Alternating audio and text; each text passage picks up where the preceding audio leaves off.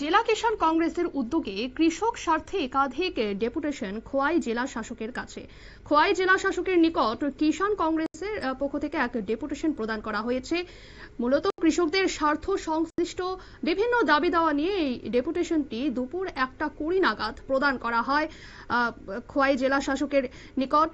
এই ডেপুটেশনের নেতৃত্বে ছিলেন পিসিসি সম্পাদক কার্তিক দেবনাথ, সদস্য পরিতোষ দাস, কিষাণ কংগ্রেসের রাজ্য চেয়ারম্যান অশোক কুমার বৈদ্য, জেলা কংগ্রেসের সভাপতি প্রদ্যুৎ ভট্টাচার্য, ব্লক কংগ্রেস সভাপতি প্রদ্যুৎ বিশ্বাস সহ অন্যান্য নেতৃবৃন্দ।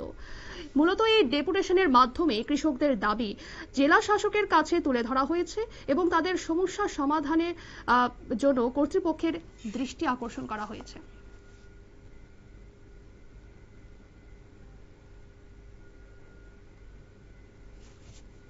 নিয়ে নিচ্ছে ছোট্ট একটি বিজ্ঞাপন বিরতি, সঙ্গে থাকুন।